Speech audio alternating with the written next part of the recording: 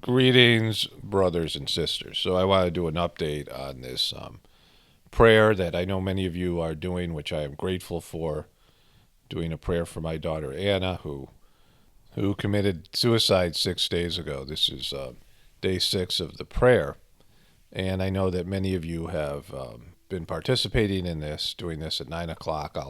I'll explain it again in just a moment. 9 o'clock p.m. for 15 minutes, and so many of you have been graciously participating in this, and other people. My brother has contacted people who are, older members of the heartfulness system.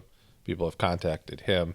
And if there's a positive takeaway from all this for me, it's that we don't really have a good way to deal with the spiritual end of death and, processing the death of a loved one. In America, in the Western culture, in the world right now, we don't have that.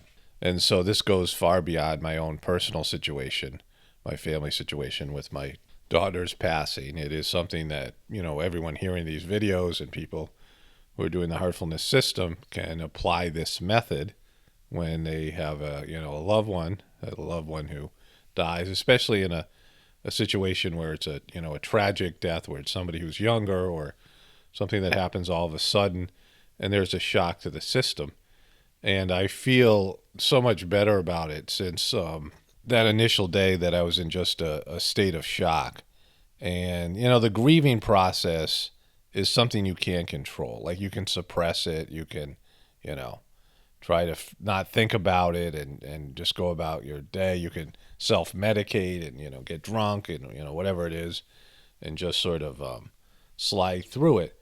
But, it's still there, and you might carry it for so many years. There's people that lose loved ones that are bitter towards God and angry towards, whatever, blaming, it just consumes them. They never get over the death of a child or a significant other or something like this. There are people who, it's like a knockout blow for them. Their life is over when somebody else dies, and they just never are able to process it because the grieving process has to be gone through on a feeling level. And that's one of the great things about the heartfulness system, that, time and time again, there's a technique or a method that's given, and I try it, and, I'm a believer in the system, but until you do something, you don't know whether it works personally. Like, if you hear other people, yeah, I do this thing and it's great and it worked for me.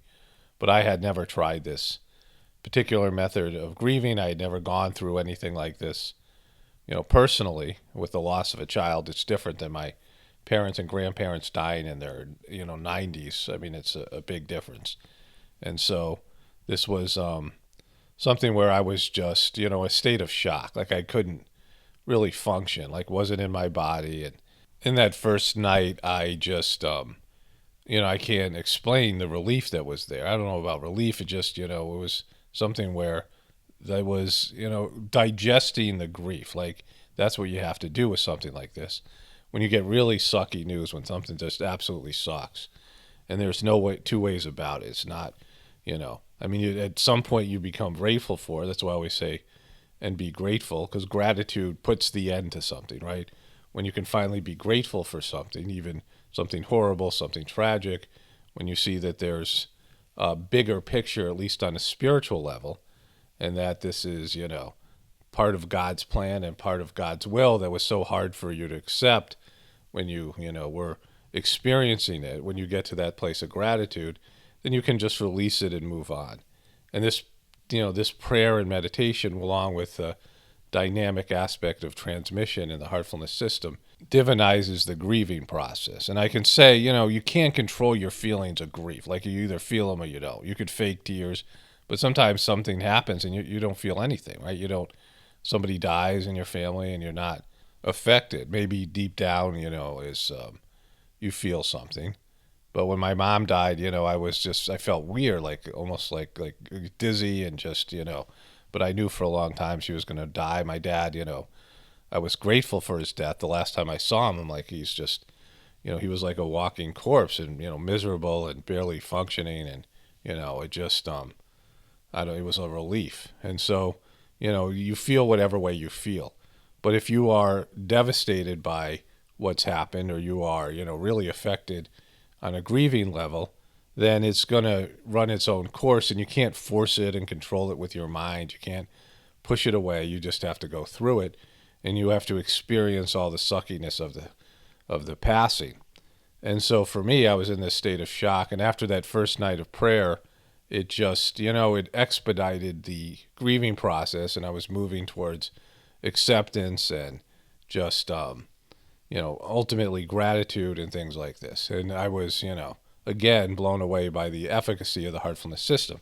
And so this is something that, many of you listening to this are going to have a similar experience down the road in terms of losing loved ones. We're entering a time where there might be high levels of depopulation, where, it seems like that's what's about to happen, and that there will be in the future a lot of people grieving, maybe, all at the same time. I mean, just you'll have this grief permeating a whole country, a whole world as things unfold in the near future.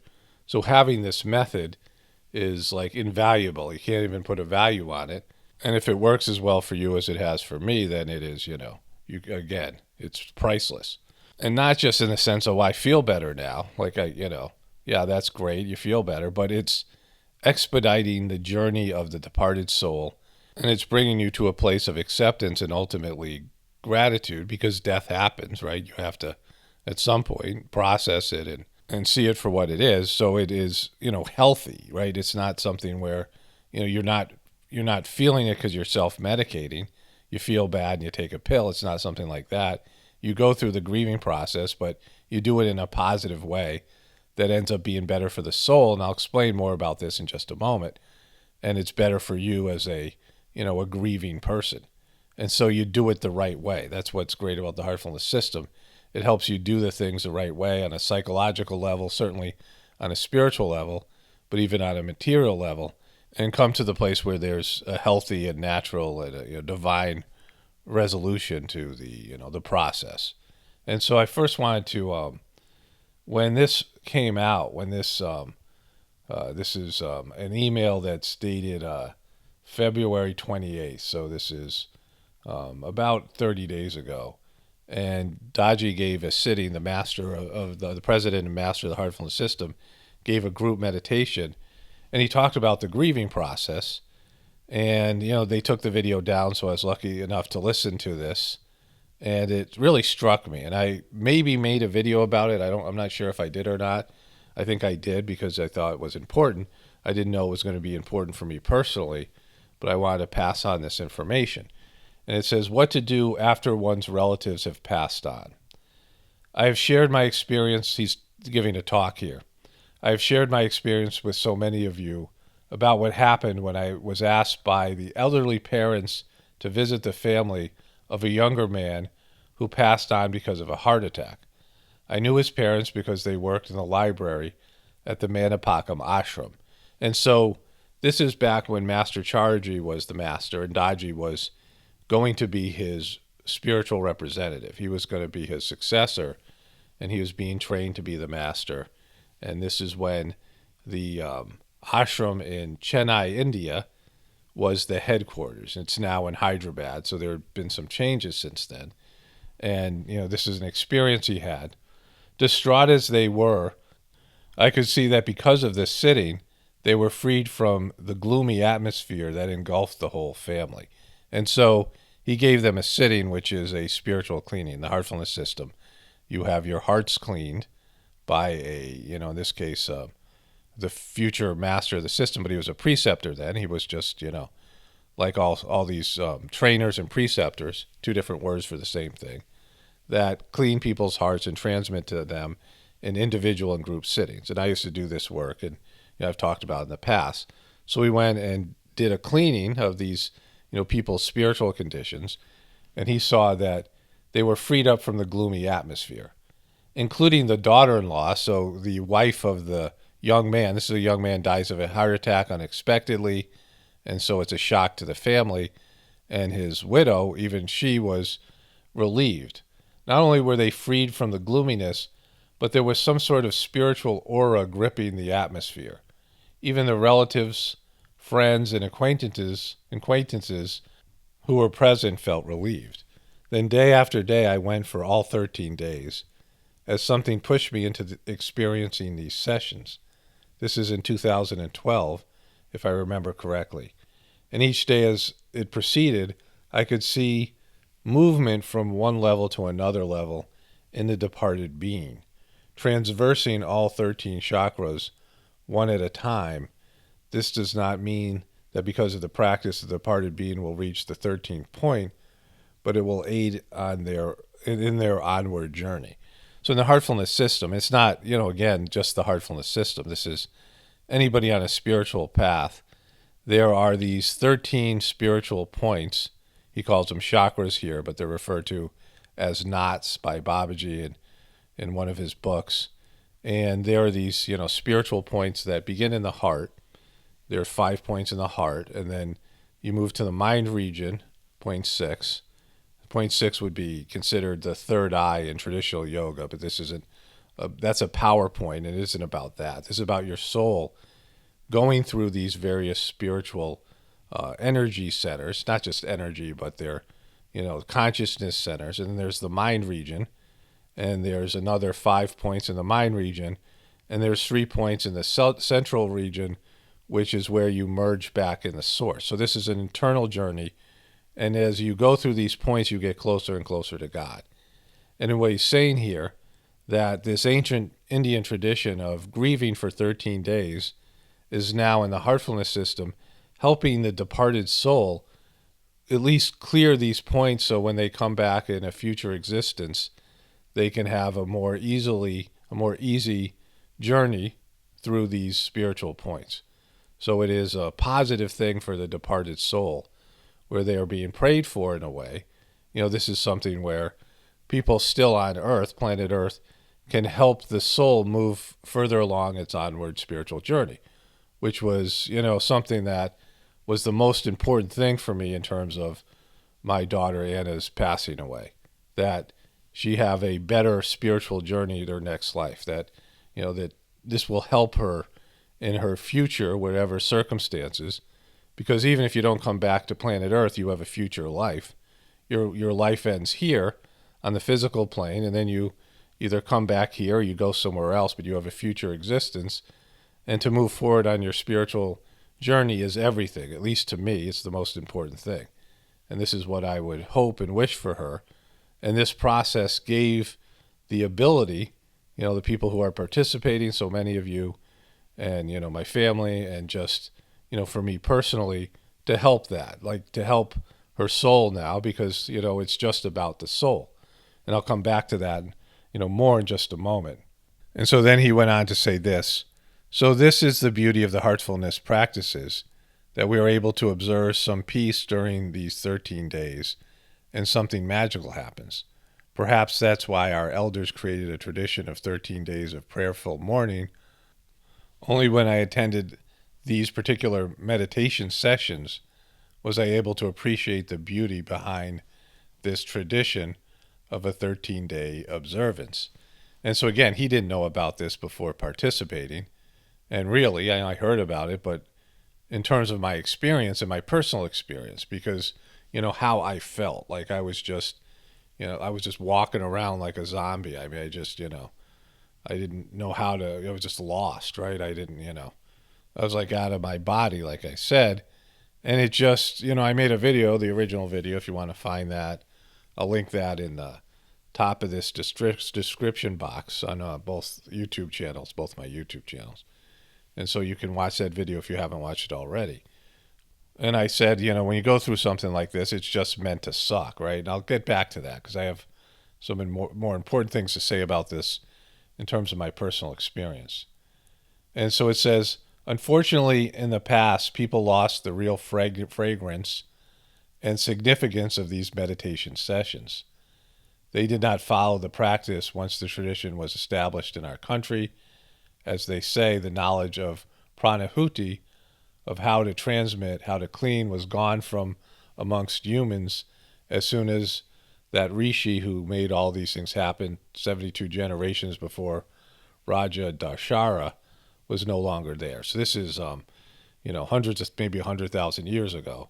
There used to be these things, transmission and cleaning, not as efficient as the heartfulness system has it, does it, presents these, the transmission, which is this divine energy, which makes all of these practices dynamic, all of these methods. Without the transmission, without the connection to the heartfulness system, they don't work because it needs to be, energized. It needs to be divinized. And so the transmission is the key to all this. But he's talking about how there was these traditions. They lost their fuel. They lost their, the energy that made them real. They just became rituals. And that's happened throughout the world in various religious practices. That after a while, they lose their oomph, right? They lose their, the energy that makes them go and work and things. And so people are just going through the motions without really doing the practice the way it's supposed to be done. And so he says, as they say, the knowledge of pranahuti, of how to transmit and how to clean, was gone from amongst humans as soon as this person passed, and he did not pass on the knowledge and the tradition. And then in this final paragraph, he says, today, as heartfulness practitioners, we can revive this tradition of observance, these 13-day sessions, silently, prayerfully, and reverentially each evening or morning, as per the convenience of the family members. Please meditate together. Also, Lalaji's desire was on the 12th and 13th days, the family mourning the loss of their dear one, should serve food to the poor people. And so Lalaji is the first master of the heartfulness system. And so that involves something like a soup kitchen or something like that. I'm not sure what my family and I are going to do, but we're going to do something. And it's, part of the process. And an interesting part of the process, because in the heartfulness system, it's mostly about spiritual. Everything is spiritually oriented. And so service and these types of things are things you're supposed to do in your material life anyway. Be generous, be giving, be service oriented, but not really part of the practice as a prescription, right? Not as something, you do this specific thing as part of the practice. It's stuff you're supposed to do naturally. You're supposed to be, community oriented. You're supposed to be somebody who's naturally giving and, helping other people and sacrificing your own needs for the betterment of others, just in, your daily workings and things, not as some, do this specific thing and that. So this is an interesting part of the process, which I haven't done yet. So, I'll share my feelings about it or experiences with it. But this is definitely, moved this process in a positive direction. You're taking something where, is, very hard to deal with, the death of a child, and moving it in a positive direction. Let's go back to how you do this, because this is, I talked to my older brother, Peter, and he sent me this because he talked to people, a number of members of the heartfulness system, people who I, know of or know personally. It was like 4 or 5 of them he listed had died since this had been announced or had died recently. And people were doing this, members of the heartfulness system, and he asked around and he found this. Somebody sent him this. This is the way you do it. Starting the day of passing, do meditation for 13 days, praying for the onward journey of the departed soul, and courage and solace for the loved ones left behind. On the 12th and 13th day, serve food to the poor people if possible. And so this is where the picture of the loved one comes in, and also just, you would say their name. You wouldn't necessarily say departed soul. You wouldn't have, for somebody outside of the family, you would say you're praying for the departed soul, but you might know the person's name. You're praying for them specifically.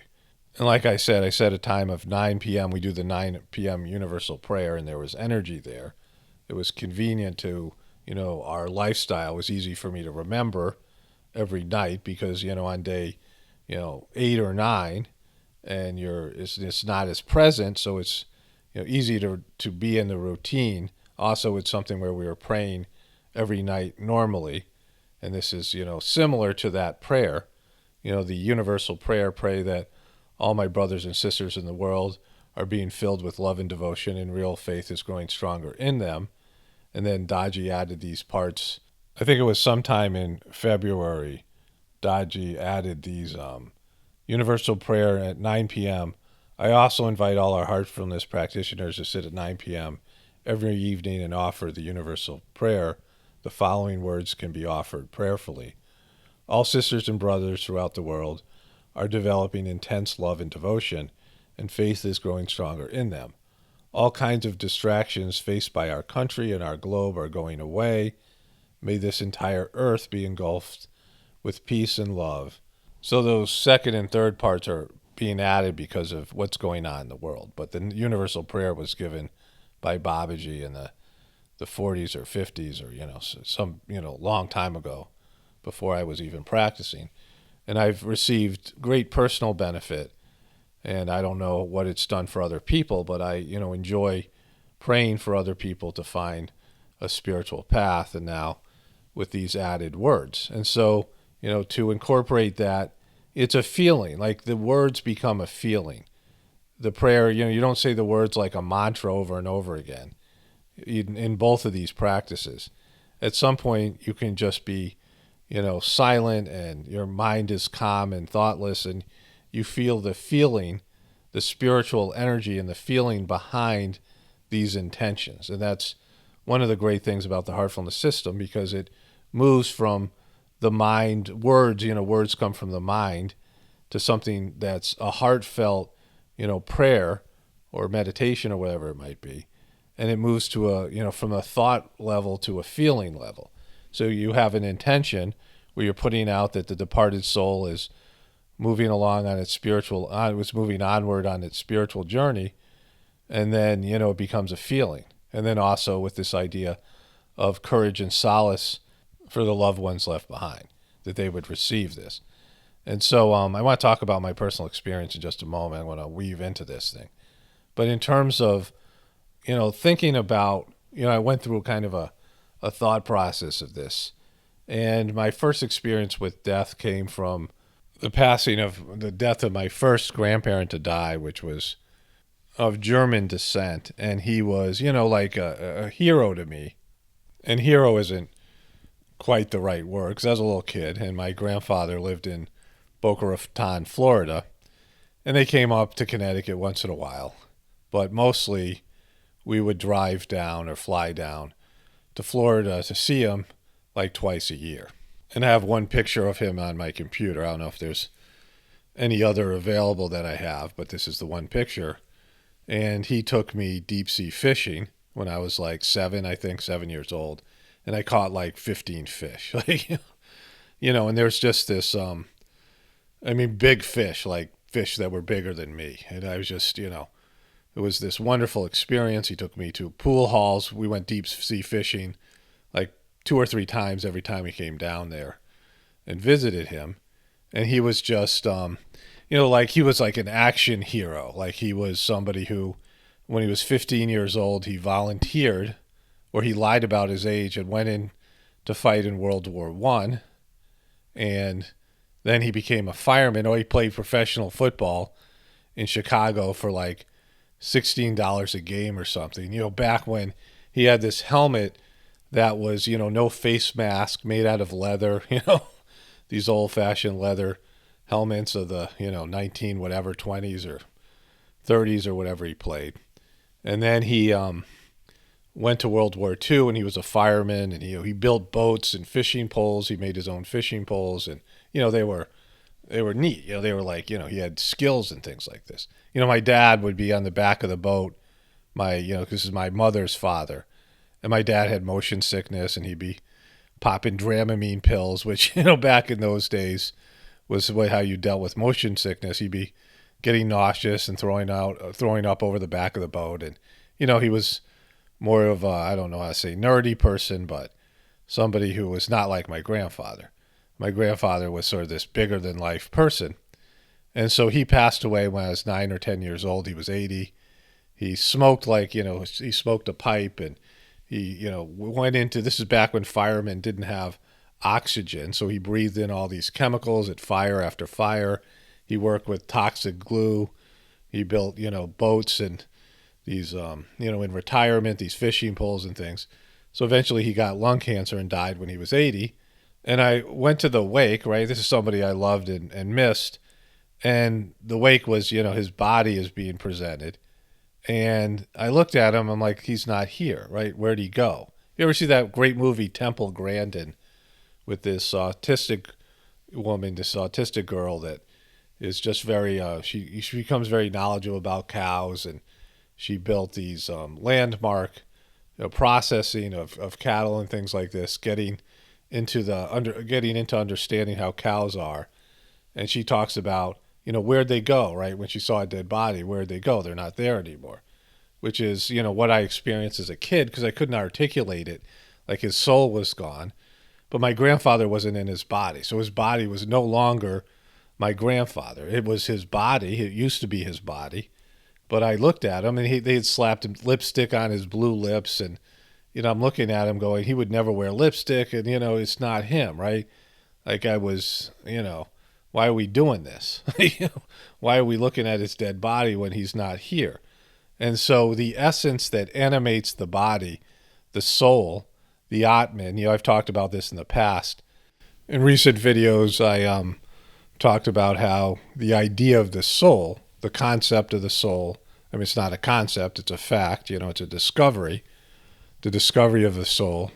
In terms of this phase of humanity, there's been different phases of humanity on planet Earth, but in terms of this phase of humanity, it happened in ancient India.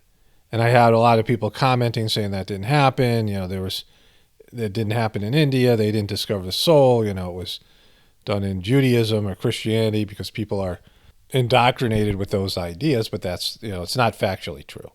The discovery of the soul happened in ancient India as long, maybe as many as 200,000 years ago.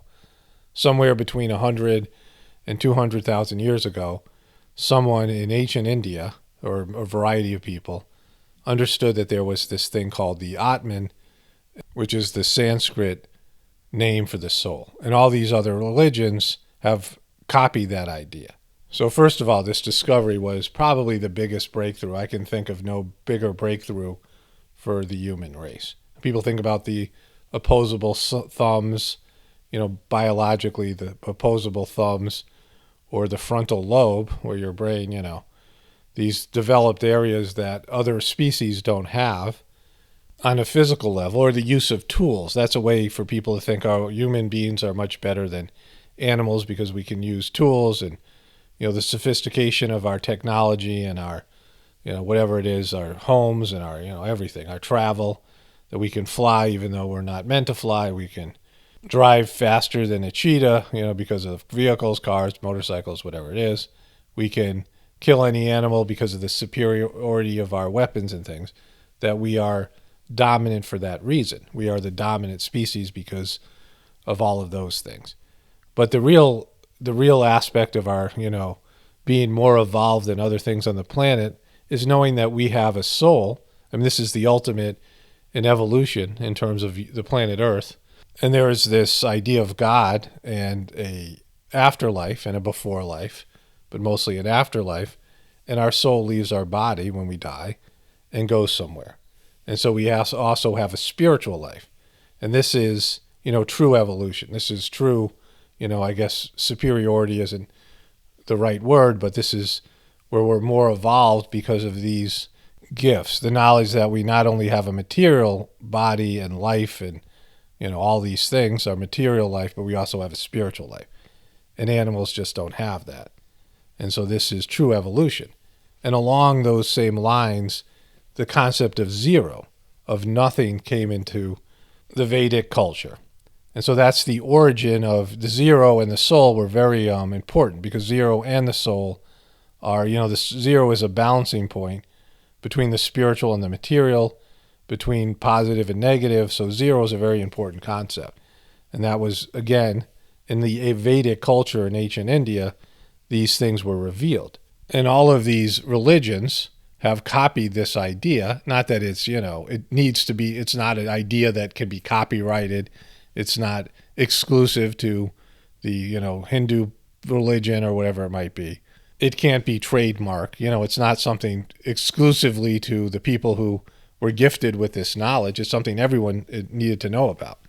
In fact, it was there for that reason, that everyone would develop this concept of having a soul and a spiritual life. And right now, with the religion of science, is trying to extinguish this idea and take us backwards, right? Take us away from the greatest gift that we've ever received, which is this idea of the soul. But all these other religions, they copy this idea. And they, did it in a way where they are claiming it came from them. And so that's not true. They should acknowledge that this is ancient knowledge, ancient discoveries from the Vedic era, and particularly in India. And so that would be inclusive. But religions have, lied to their, parishioners, to their flock, because they don't want to admit that they are, many of the religious stories, like the story of Moses, for example, is based in the Karna figure from the Mahabharata. A lot of what you hear in terms of the Moses story, at least the beginning, the initial part of being put in a basket and floated down a river, that came from Hinduism, Sanatana Dharma, and Karna. This was a character named Karna that lived before Moses, and so that story was taken from, at least partially, in part, was taken from the, another religion. And so it's important to know these things, because lies in spirituality, lies in your relationship with God, always lead to bad things. And so understanding the true origin of things is important. But in terms of the context of this video, what I'm, talking about here in terms of the death process, when you look at what we do in terms of wakes and funerals, those are materialistic things. Those are about the body. So the wake is, I guess in terms of the wake, you see the dead body, so now at least you're not in denial anymore. I guess that's part of the reason for that. I'm not sure, it's necessary, but at least it might serve that sort of a purpose. And you have to dispose of the body in some way. And so burying the body, I guess that's, to me, cremation is the best way. And I've talked about that in the past, because the soul might hang around the body if it gets stuck here or lost and all these things. But for the most part, what you have is people grieving, being sad, and, associating the body alone with their beloved, with their loved one. Because you still have a relationship with this person. It's now just moved to spiritual. Before it was, a physical relationship where you saw the person in the body, right? They had a voice, and they had, a physical presence here on planet Earth, and their soul was there, and it's been diminished to some extent, right? Because you associate people with their bodies, with their appearance, with their voice, all these things, their characteristics, their egos. And so your relationship with people's soul is less when they are in physical body. Like, you are relating to the soul, like I said with my grandfather, you're relating to the soul of the person, but it's the physical body that you recognize as, that's that person. But when they die, their soul is still there, and you can have contact with their soul. And, now it becomes a relationship that's purely spiritual, at least from their side, because you're still in a physical body. And so you have to acknowledge that your relationship has changed, but there's still a connection with you, between you.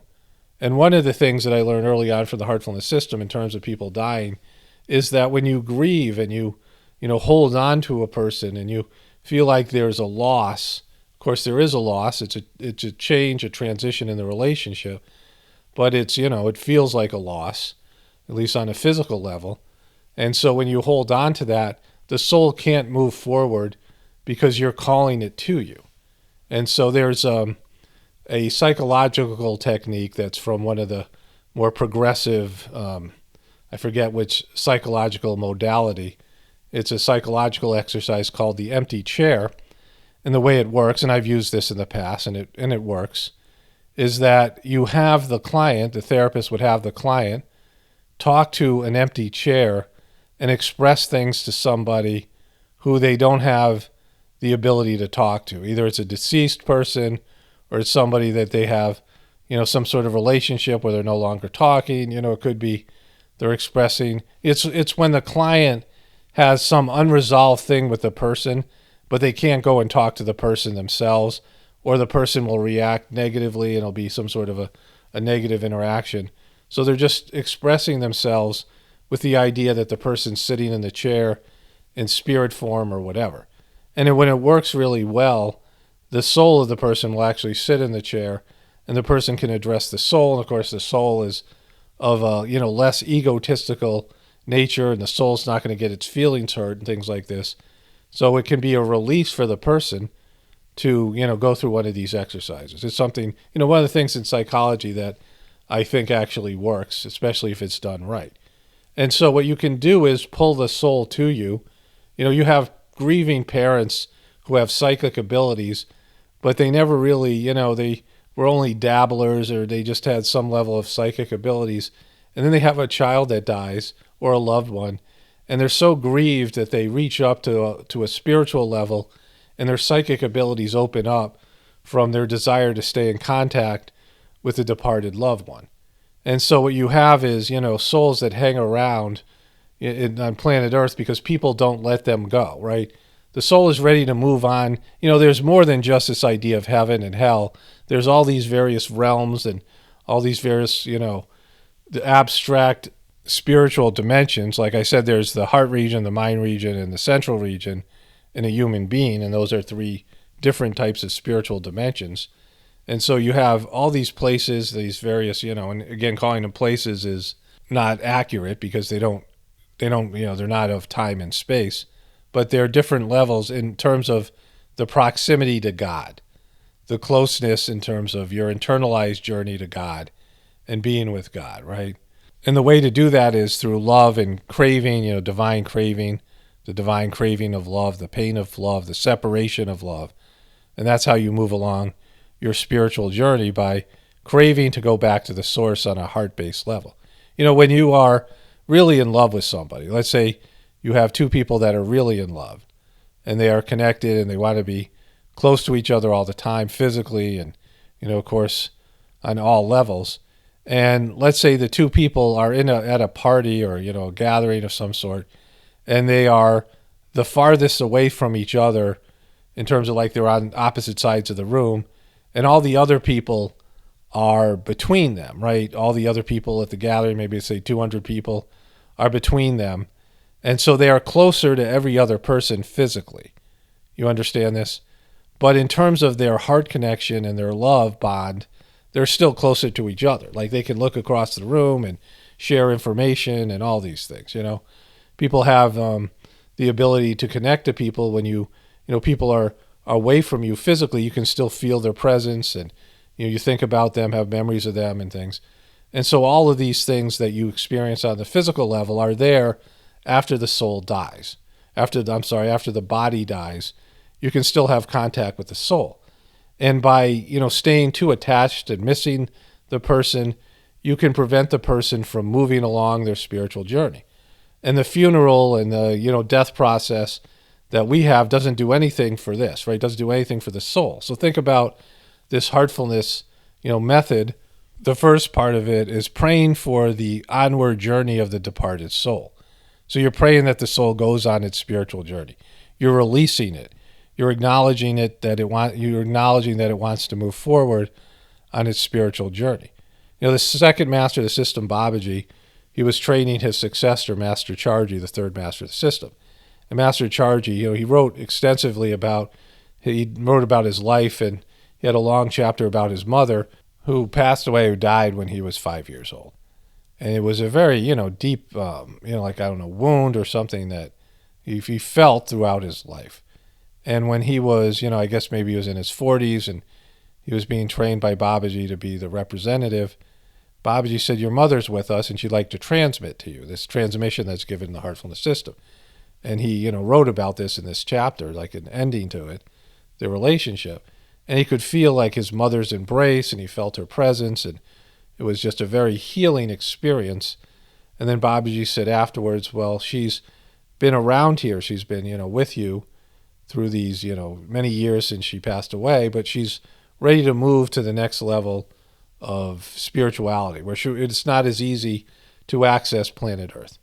And so this is sort of a goodbye moment in the sense that, she's not going to be around this, around the earth, hovering around the earth, being as present with you as she was. You have a spiritual support team. You have souls that are around you that are no longer in a body, but they're present with you, right?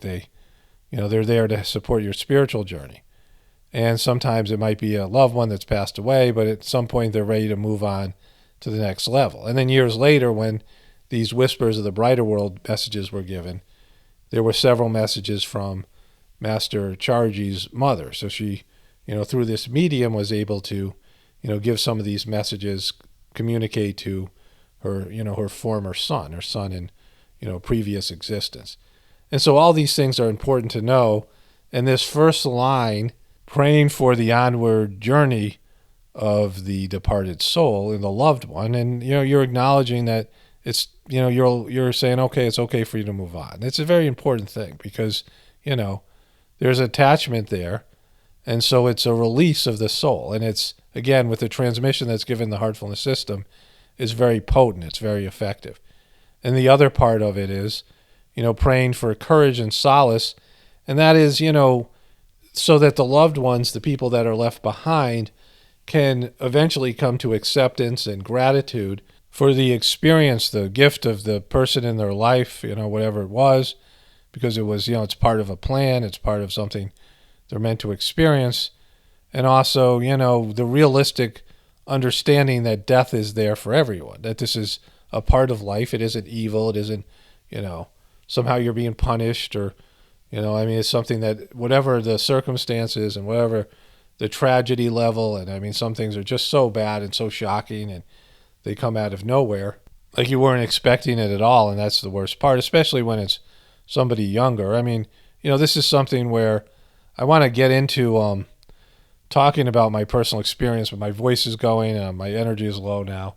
And so I'll cover that in a future video, my personal experience more with this, and then, stuff to do specifically with Anna's and her life and things. I want to, but I'm going to stop here. I just want to say this one thing sort of as a precursor to that video, is that years ago, when maybe 5 years ago even, I don't know how long ago it would have been, but before that time, 5 years and back, I wouldn't have been able to handle this. I wouldn't have been able to, I guess I would have survived it, but it would have been much different. It would have been a much more negative experience. I would have been mad and bitter at God. I would have, and then whatever, blaming other people, lashing out. There would have been anger and just, I wouldn't, I've been able to deal with bad things so much better in the past 5 years, undesirable things, because of the cleaning I went through, because of the heartfulness system. And this is where I always say the heartfulness system is great, because I've, changed internally and I can see the difference and the benefits. And I'll repeat this in a future video. I'll expand on this. But, I see the difference in myself, and this process is just another level of that. This new process that was just given by Daji, very timely for me personally. And, I just was able to sit with how sucky this is to have my daughter, kill herself. It just, it's just sucky. There's no, on a physical level. And, I've said all the things about the soul, and those things are all true. But then you have your personal experience.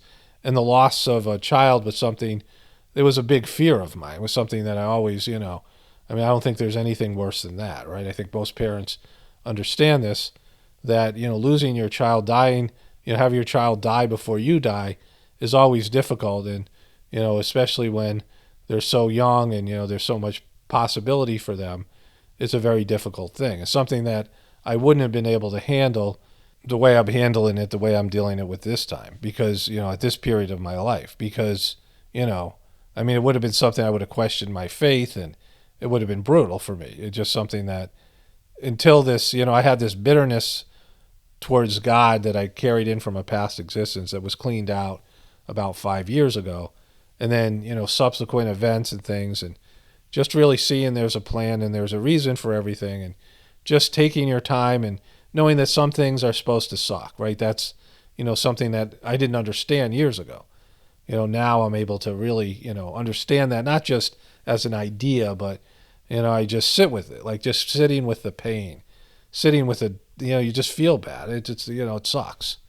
And just being able to sit with that when you feel bad. And, it only takes a couple of days for me now to where that goes away, because I don't deny it. I don't blame God. I don't blame other people. I don't lash out. I don't, you know, it's like some bad thing. It's like it can easily turn into a venom if you allow it. Bitterness and anger and venom that you then spit out towards somebody else, and maybe at God, and like I said, you question your faith, and something like this can very easily turn into venom, and especially all the circumstances surrounding this particular event, and there's a lot of blame and anger to go around and things like that. And I just, in the past, I would have indulged in all those things, and it would have exacerbated the negative feeling. It would have made it last longer. And some people never get over a loved one dying, right? People have these knockout blows. Maybe I talked about this earlier in this video. I went for a walk, so it's just broken up a little bit. But sometimes you can be in a situation where somebody dies and you just never get over it. You just get so bitter and angry, or people have knockout blows that they just cease to move forward because they have some trauma and they never able to get over it. I mean, the world's filled with people who have trauma that have sort of died inside in one way or another. They become like zombies or vampires, and something just sort of kills their essence, and they disconnect from their soul. They're angry at God. They don't believe in God, whatever happens, and they just lose their way completely. And this is something, a death of a child can certainly do that to people. And, maybe probably would have done it to me 5 years ago, before 5 years ago, any time. And so again, I feel grateful at least for that, because I was prepared for this, and I was able to, and not only that, but having this new method that's so effective at, moving the soul along spiritually, like I said, because my primary concern right now is that my daughter Anna, who had such, suffering, just somebody who, just was in a lot of pain and suffering and, anger and all these things that, plagued her, self-abuse and things like this, all these, things that she went through in her life. And I wouldn't want those things repeated, some scars repeated in a future existence, where in a future existence that she would be able to master some of these things, maybe all of them, and move to a higher level of, whatever it might be. And since she took her sitting, she did the heartfulness meditation, and it was very effective for her for the month or so that she did it. I saw a complete change in her. And it was something I had always hoped, that when she got older, when she got through this period of time, because I went through difficult times like this personally, I was a very low functioning person up until the time I was 29 years old. And there's some spiritual reasons for that. Like I had a long Rahu period after I turned 10 years old, which in the Vedic astrology, Rahu was like a shadow planet.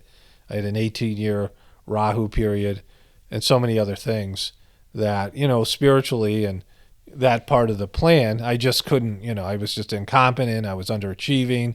I couldn't sustain relationships. I didn't have a career path. I was just lost, right? And then I started doing the heartfulness system, and it balanced out a lot of these things. It made me have the capacity, like I said, I used to, like, if I lost a basketball game, I'd get very angry. I'd yell at my teammates, I would say things, and I just, there's this bitterness there when I experience disappointment, even on something as superficial as losing like a sporting event. And later I would think about it, and I would be like, oh my God, you can't believe you behaved that way, right? I'd be embarrassed, and, but that was inside of me, this bitterness and anger and frustration. And the heartfulness system helped to not only clean that away, but help me cope, right? Help me cope with disappointment, cope with things going in the wrong direction. It's one of the, benefits of the system that I can't even express what it feels like inside, inside myself to be me before and after, even years after doing the system, because I had been doing the system for like 23 years, the method, the practice.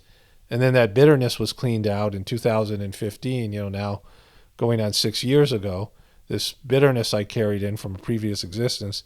And I'm like a new person, and people look at me, they'll see the same person. They can't see it, but I feel it.